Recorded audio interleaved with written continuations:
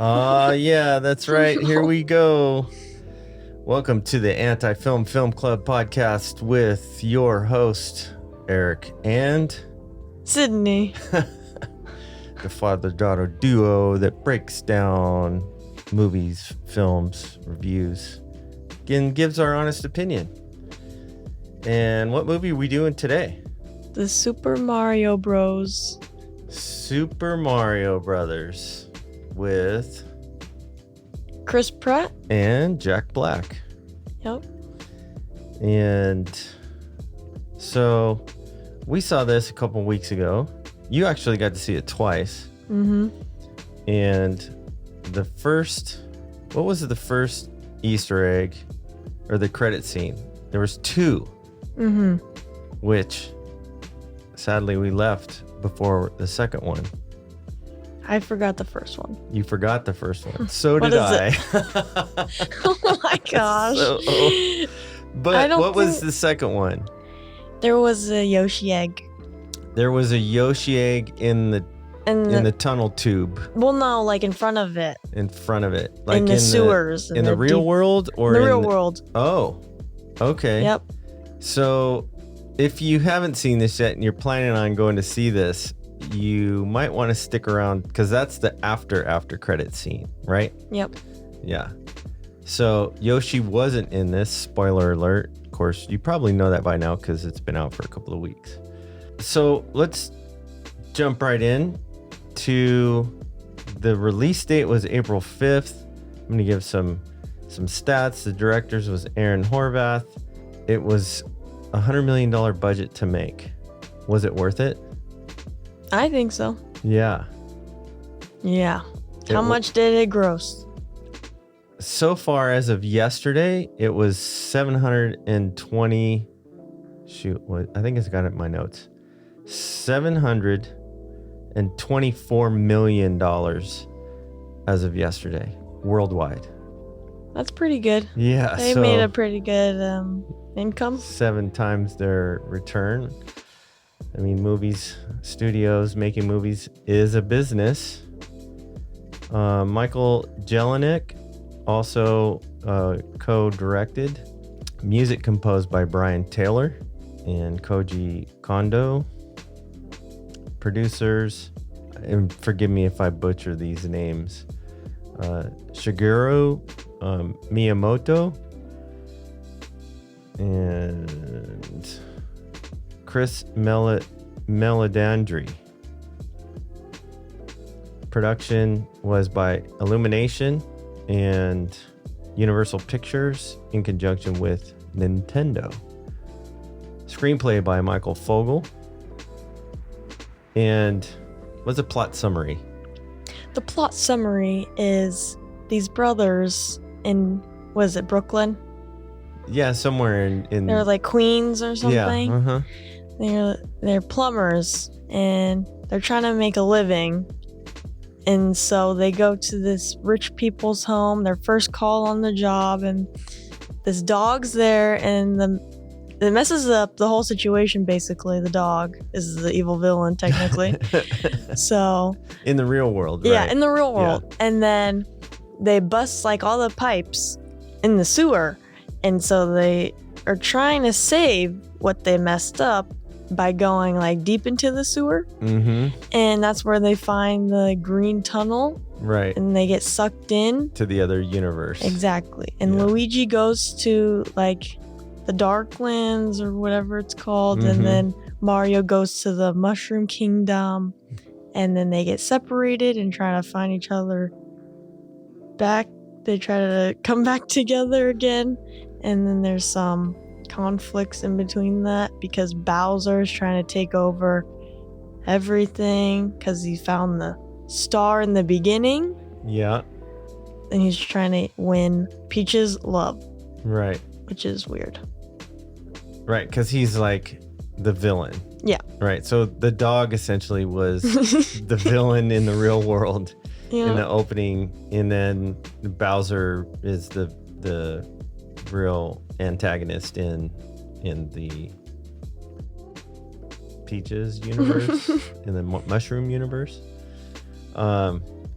Yeah, so with the help of Princess Peach, Mario gets ready to square off against the all-powerful Bowser. And he's all-powerful, like you said, because he found the star. And to stop his plans from conquering the world, which would have been the Mushroom Kingdom world. But then it was also the Ape Kingdom world. Like, so all of the kingdoms, other universes. So you've played Super Mario Brothers, the video game, right? Yeah. Yeah. How well do you think that they did illustrating? Because to take a video game that's not, and there's been a number of movies that have done this. And interestingly enough, this is the largest grossing video game to movie opening ever. It beat out Sonic, which was Sonic the Hedgehog was first prior to this. But that's always the challenge, right? Is to create the world, or worlds in this case, that are animated in a video game and create them in a film aspect. How well did you feel like they did with that? I think they did pretty good. Like the little clues of doing the jump things in the beginning when Mario was doing all the work, and then he opened the door for Luigi. Like that was incorporating in the thing. Yep. And then the power-ups when Peaches was training Mario and learning how to do the power-ups thing. Yep. That felt like it was illustrated pretty good. All right, let's transition out of the plot summary into kind of breaking down the acting. Now, it's interesting because I think, so acting in this case is they're not actually acting in person on camera, but they're acting as voiceovers, doing, microphone work like this. And Mario, who's played by Chris Pratt. And then there's Charlie Day, who plays Luigi. And then Princess Peach by Anya Taylor-Joy. Yeah. And then Bowser, who's played by Jack Black. And then there's a number of other supporting casts, which I felt like they did a really great job. Okay, so we got to talk about the elephant in the room here for a second.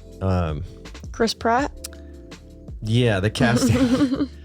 There were some issues when it opened, which was John Leguizamo, who played Luigi in the original live action that was, I think, released in '94, said he was going to boycott this film because there weren't any Latino or Hispanic actors that were cast for this.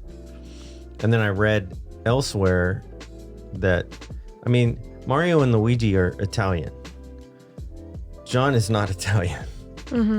So if we're gonna dive into the weeds, it's like, okay, dude, you aren't the exact representation of these characters either, but you're using it as a platform to, fight the system, if you will. And then we had a discussion about it. Do you remember that? We had a discussion when that came out. And what were your thoughts on that? What was your thoughts on these other actors that aren't of the same ethnic background playing these video game characters? Yeah, I don't think it really matters because they're, one, video game characters, and two, you couldn't even tell in the movie that it was Chris Pratt. Like, he did a good job voicing Mario, and I don't think he made him sound like anything different than when he would if he was a real person. But yeah, so I think it was fine. I don't think it was a big thing for me. Yeah, and I want to be sensitive. I think that there is definitely racial tension in our culture, right? In the Western world, and I want to be sensitive to giving people equal opportunities regardless of their ethnic background, if it's the right fit for casting And I think it's interesting too, because there's this real world tension, and I want to honor and respect the different cultures. I want to celebrate our differences. I want to do what I can to help fight for that same level of equality. At the same time, what's funny is these are people playing other people. Mm-hmm. And what came up was, and I think in our conversation earlier, I talked about the example of Robert Downey Jr. doing blackface in Tropic Thunder. Now, Tropic Thunder was primarily a parody film, and it was a dark comedy, and no pun intended. And I've watched an interview with Jamie Foxx, and they were asking him about what he thought about Robert Downey Jr. doing blackface in Tropic Thunder. And he was like, well, it's Robert Downey Jr., he gets a pass. So I don't want to dismiss what John is saying in there, because I think we need to be mindful, and we need to be aware, and we need to support one another regardless, right? Regardless of what our backgrounds are, regardless of what our upbringing is. If they're the right fit, if they're the perfect actor for that role, it shouldn't matter. At least in my opinion. What are your thoughts on that? Yeah, I think so. To be honest, I think they just put Chris Pratt in just because, like, people will see Chris Pratt and then they will see the movie. I don't think they really thought about the racial thing behind that. Where they're like, people are going to be mad if we don't cast an Italian person. I think they were just trying to get, like, the most attention and the most... Sure. Yeah. Yeah, that makes absolute sense, right? As a studio that's casting for a film that they're spending $100 million on, they want to put people that have a big draw that are going to want to go see that movie. So it's a return on their investment. So from a business standpoint, they're thinking, hey, who's hot right now that could be a good fit for this role? They could also draw an audience that might not otherwise have gone to see that, right? Super Mario, there might be some people my age, Gen Xers that played Super Mario or Mario Kart when they were teenagers or whatnot. Families will go see it, but there might be a whole nother demographic that goes to see it because, like you said, Chris Pratt's in it. It's like, they want to see that because he has his own audience, his own following. So that makes a lot of sense too. You mentioned you felt like Chris Pratt did a great job. How'd you feel like the other actors did in portraying these characters? I thought they did good. I didn't have a problem. Like, Jack Black did Bowser really good, and the Anya Taylor-Joy girl did Peaches really good too. Yeah. I didn't even realize. It was funny because I knew Jack Black was in it. Yeah, but you didn't know who it was. I didn't know who it was, and I thought it was the Donkey Kong guy for a second. But that was Seth Rogen. Right, Seth Rogen, which was he did a really great job as well. But people say that he didn't. What? People are mad at Seth Rogen being Donkey Kong. Really? Yeah, they say. Why? They say because he didn't do anything. He just showed up and laughed and left. Like that was his job. Like, okay, that might be true, but that's exactly what I wanted to see. Like, I didn't need anything more than that. So. Yeah. So what people were upset? Where'd you hear that? Just like all over. Yeah. They're just like, I wish he did more or something. But like, I think that was enough for me. Yeah. I mean, as far as for the character in the movie, yep, I thought it was a great illustration, performance, what have you. But once I finally realized, when Bowser started singing the Peaches song, I was like, oh, that's Jack Black. Because he did such a great job kind of masking his voice for the character. And I think Chris did as well.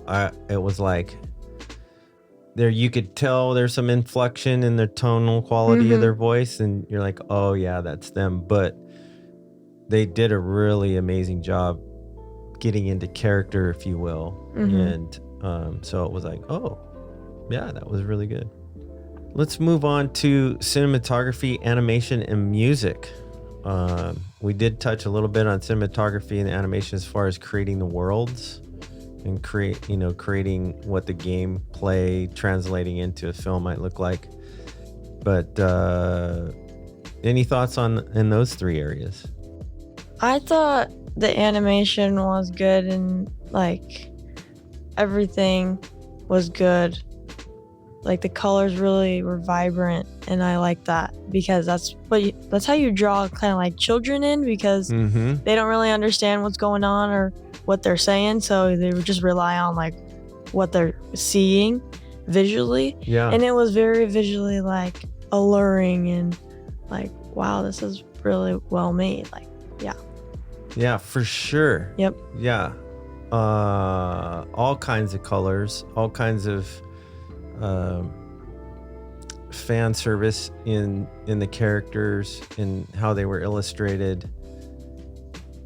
I think one of the things that I look at with cinematography and animation specifically is, are there things, and like belief is suspended obviously because it's animation out of the gate, but are there things in the animation, in the illustration, that take me out of the experience, right? That are like, oh, like I'm all in and enjoying it. It's like, oh, that didn't look that great, or they could have done that a little bit better. But there wasn't any of that. I didn't feel that as well. Yeah, I didn't feel like I got drawn into the story quickly. I got drawn into the character development. I got drawn into the comedy and the angst of the whole, this is our first gig and they totally destroy the people's house, and then essentially on the verge of destroying the city because the plumbing, the pipes or water mains are blowing up everywhere. And got caught up into the experience, which I think if it can do that and I don't get taken out of the story, then it's really well done. I think it's well lit, from all the different halftones and shades, and getting into the compositing of the worlds with the lighting and the shadows and everything in between. It felt really good. It felt like this is what it would feel like being in that world or in that video game or something. What about the use of music? I mean, I referred to Jack Black singing Peaches earlier, which is a song that went viral. Yeah. Yeah. And it's super simple. I mean, it's not, he's just like, peaches, peaches, peaches, Okay. peaches. Please don't do that. That's awesome. Cole Bennett did the video. Did you watch it? I did not watch it, but I've seen clips. Yeah. And I don't know. Cole Bennett did that. That's really weird. Yeah. Cole Bennett does like rappers. So. Yeah. I mean, he's been doing a lot of music videos for people for a long time. And he's really broken into the mainstream and is doing a lot of work with very high level A-list people, which is really cool. It's cool and the video was cool, and Jack Black is just such a big personality. And I love that he doesn't take himself too seriously and just has a lot of fun, and that fun translates. Even though the song is funny and cheeky and cheesy all at once, there's still an element of emotion involved in it. You get this sense of like he's infatuated with the princess. Well, obviously. But it's funny because it's like, dude, wait, you're like a giant, like, what are you? A dragon, lizard, or turtle? Yeah. I think. I mean, yeah, but yeah, he's a giant turtle with a spiky whatever. Yeah, because, and okay, to my shame, I don't know. He was the boss. He was the main boss in the video game that you had to beat, correct? Maybe. Yeah. I don't know. I haven't played that. I didn't play a lot of Mario Brothers, but I played a lot of Mario Kart. Me too. That was the better game. Yeah. And it was fun because they had a little bit of that in there, right? They had the Rainbow Bridge, and they were racing Rainbow Road, and that was fun. And everyone's, was part of the battle and chase scene. It was pretty cool. But what about? So we referred to Peach as the song that Jack Black sings, or Bowser, I should say. What about the use of music in the rest of the film? They had a lot of throwbacks, and you said that they're using old songs for nostalgia. No, for marketing. No, to educate the young children of what good music is. Didn't you say that? I don't remember saying that. But I think exposing people to different kinds of music for different genres and different eras is really cool. That happened to me. I got exposed to 60s and 70s rock when I was camping out, and there was some other kid in the campground next to us, and he was playing music on a boombox or something, and I was like, what is that? So I got my first music education. And when was that? That was a long time ago. I think I was 12 years old. In the 80s or what? Yeah, 81, 1980, 81, about that time. And I didn't know a lot about Led Zeppelin or Jimi Hendrix or Pink Floyd, and he basically shared all of those things, and who David Gilmour was, and who Randy Rhoads was. And so it literally was my first music lesson or music history lesson, I should say, but getting exposed to different music, which was really cool. But yeah, I think the use of music in this was like popular music was it reminded me of the Guardians of the Galaxy, and because there was a number of different songs in it. I think there was 3 or maybe 4 songs in there that was like, oh, okay, cool. And it kind of got you going and made you feel a certain thing. But just the use of music in film placed in the right spot, I think really can make a good film great, or even make an average film good. Yeah. I know it costs a lot of money for those licenses, and that's a big reason why there isn't more popular music in a lot of films. But I'm grateful. I mean, it's funny because people were asking online, and different people were like, hey, considering going to Mario, what do you think? And I said, well, I went in cautiously optimistic, and I didn't have a lot of expectations because I didn't look at any reviews or anything of that nature. And I said I walked out pleasantly surprised. How did the music hit you? Like what? Like how? Well, because you're a different generation, right? Did you appreciate the music? Was it like, this is my dad's music, or did you feel like it was I appreciated the music. It was used well. It was, did his job, so that's good. Yeah. Cool. What were some of the main themes or messages from this? Don't force a princess to like you. I don't know. Well, there's the weird fatal attraction element, right? Yeah. They're like, well, if it's not mutual, maybe you should let it go. So there's some relationship coaching involved there, perhaps. What hit me there was that, but what really hit me more was the brothers' relationship between Mario and Luigi, and how Luigi was, Luigi would get bullied, and he was self-conscious, and he wasn't confident, and he felt less than, and Mario was always trying to stand up for him or fight for him or encourage him to be great. And it was cool to see his emotional growth and journey from kind of more the victim to the victor, right? Because he was the victim. He was the one that got bullied. He was fearful. He had all these insecurities. He was the one that got captured. Yep. And how did that come across to you? Like, how did you feel about the themes there? Like what? Like how? I don't know. How did that hit you? Hit me good? Yeah. I don't know. I understood it. I mean, did you,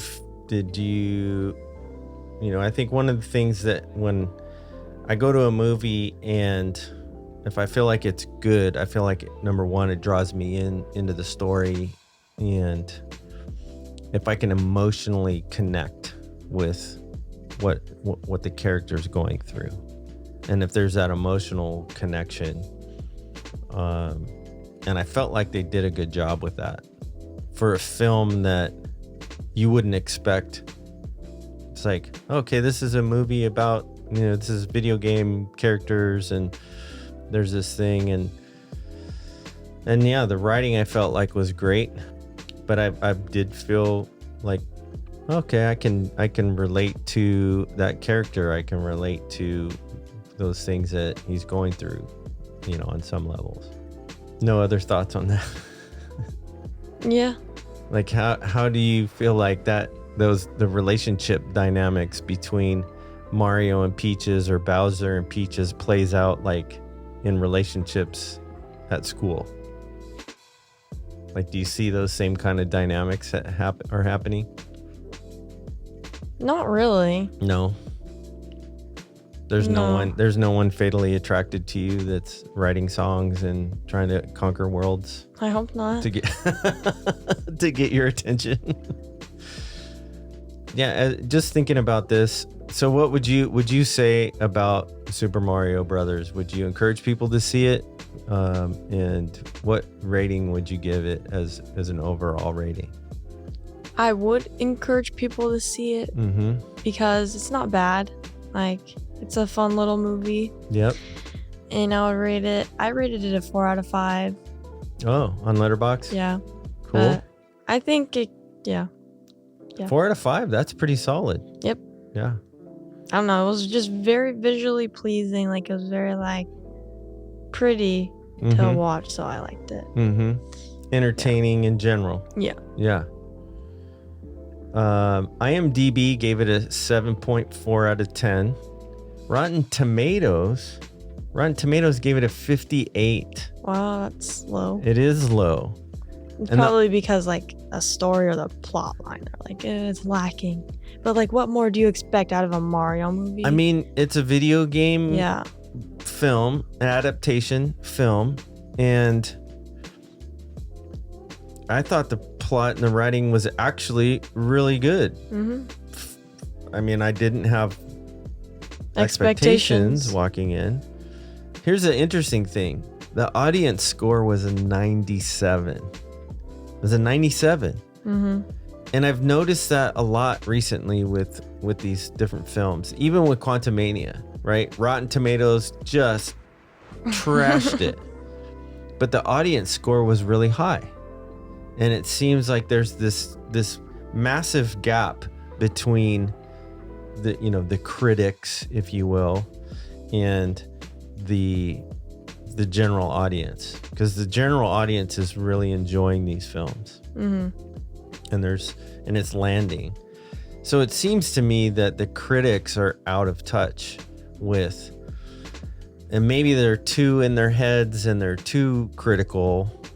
And I understand they're supposed to be critical. That's their job. However, when it's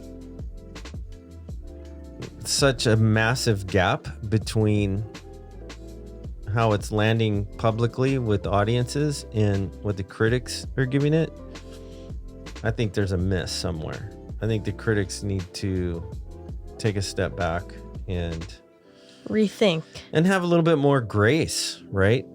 I think you can get into the weeds and you can nitpick all these little tiny things, but if you can just take a step back and enjoy the film for what it is.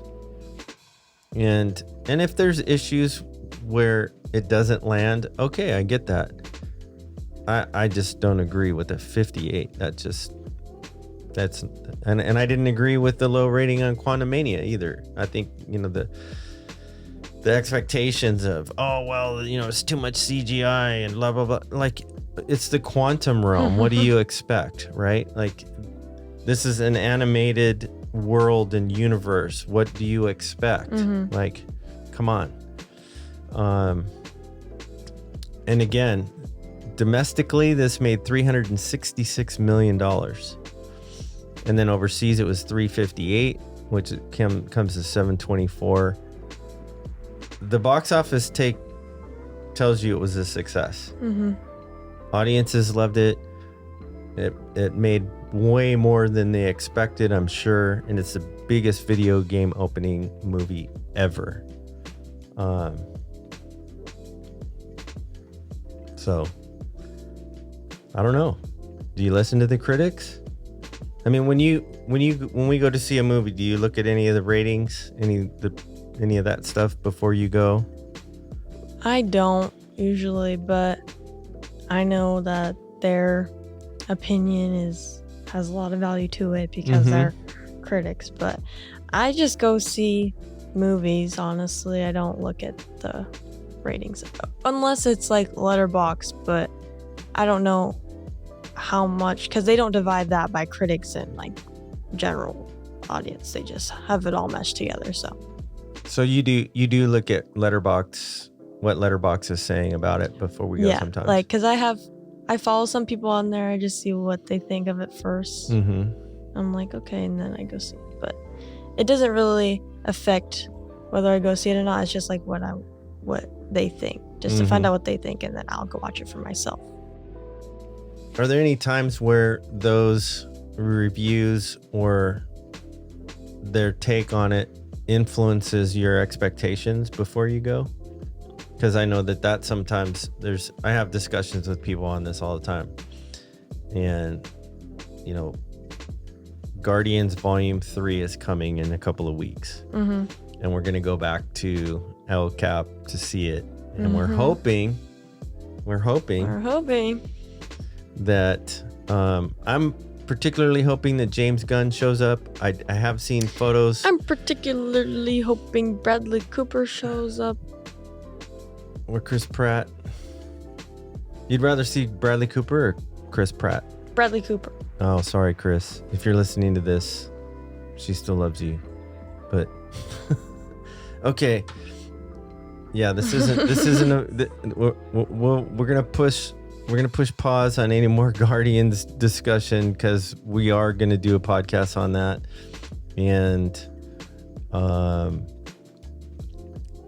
I've got some feelings about it, which we'll unpack those later, and we'll illustrate kind of. So we're flying to LA. We're going to the fan event at the El Capitan, and we're seeing it twice. We're gonna see it Thursday night and Friday night. And Friday night's the big, hoopla with all the fans. And I'm planning on dressing up a little bit. And I know you're totally not wanting me to do that. So I might just wear a t-shirt and the shoes. And the hat and the jacket and the pants. No, I might not. I might not. We'll see. So yeah, great job to everyone involved on Super Mario. Really enjoyed it. Enjoyed Jack Black's character. Enjoyed the story. Enjoyed the film. If I were to give it a rating, I didn't rate it on Letterboxd. I haven't been on in a minute, but I'd probably give it a 4 as well. I think it was solid. It was entertaining. I'm just bummed that we left before the last credit scene. The Yoshi Easter egg. Or the Yoshi turtle egg. Because it's not an Easter egg. Right. Well, is he a turtle? Isn't Yoshi a turtle? I think so. I don't know. Oh, okay. we're losing points with the Mario crowd because our we're not too knowledgeable about what people. Okay, I'm looking it up right now. And I'm still confused. They said like Princess Peach was from Mario's world, and then when she was a baby, she came into the Mushroom Kingdom, and they made her princess. Like, you don't think that they would like see a human baby and then train it to become a princess? Like, that's kind of weird, if you ask me. Yeah. Yoshi is a dinosaur-like character. Yeah, so that's what I thought. Yeah, he's a little baby dinosaur. Yeah, Peach is a missing child from the real world, and then she becomes this royal princess somehow, which is cool, I guess, but sad for her parents. Yeah. Did she just tumble down one of the tubes and then? I know, how'd she get in that sewer, like all the way down there? Yeah. I don't know. And wouldn't Mario and Luigi have heard that story and knew that she was missing? I mean, that's kind of dark. I mean, when we start thinking about those elements, and then all of a sudden she's got superpowers, right? Yeah. What? I mean, she kind of had superpowers. I mean, because she could jump and... I mean, I guess she it was used the the power-ups. power-ups. Yeah. It gives anybody superpowers. All right. Well, thanks for hanging with us for this long. My name's Eric, and... My name's Sydney. Yes, it is. Okay. You got a little draw there. What was that? Where'd that come from? I was copying you. I didn't have a draw. Anyway. Thanks for hanging with us at the Anti-Film Film Club, where we break down films, movies, and shows from two different perspectives, two different generations. And until next time. 3, 2, 1. See ya. Love you, boys. No, okay, stop. That's what you said. I'm doing what you said.